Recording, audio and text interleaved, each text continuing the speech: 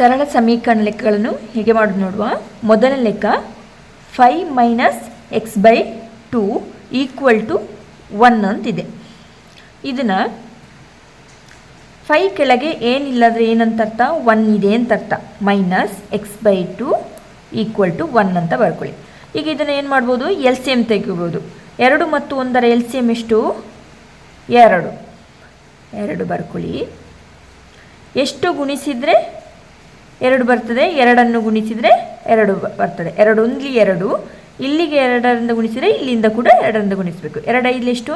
10 minus ಇಲ್ಲಿ 1 × 2 2, ಆಗ ಮೇಲೆ ಕೂಡ 1 × x = 1. 1ನ ಕೆಳಗೆ ಏನಿಲ್ಲ ಅಂದರೆ 1 ಇದೆ ಅಂತ ಅರ್ಥ. ಈಗ ಏನು ಮಾಡ್ತೀರಾ, ಕ್ರಾಸ್ ಮಲ್ಟಿಪ್ಲೈ.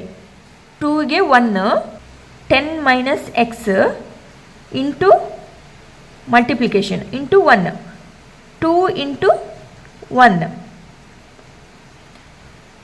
1 × 10 10, 1 × x - x, 2 × 1 2.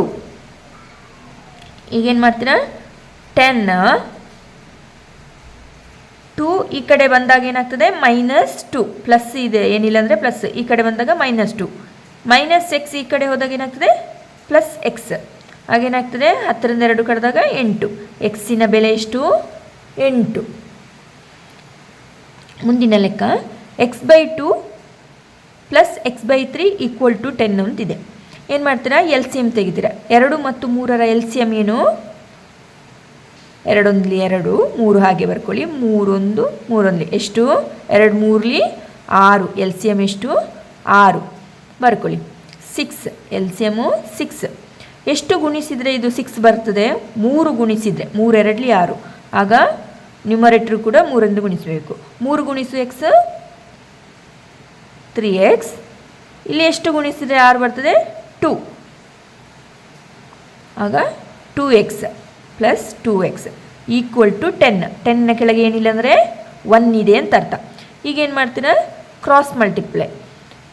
ಇದಕ್ಕೆ ಇದು, ಇದಕ್ಕೆ ಇದು, 3x + 2x × 1, 10 × 6, 1ಇಂದ ಗುಣಿಸಿದಾಗ 3x, 10 × 6 60, 3 + 2 ಎಷ್ಟಾಯಿತು? 5x = 60. 5x ಎನ್ನುವುದು ಹೇಗೆ ಇದೆ? 5 × x ಅಂತ ಅರ್ಥ. 60, x = 60 / 5. 5 ಎಷ್ಟಲಿ?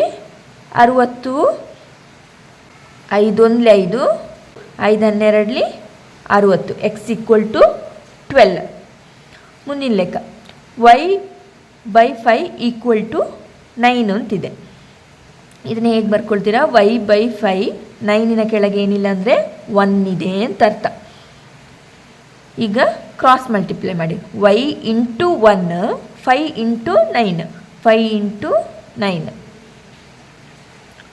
y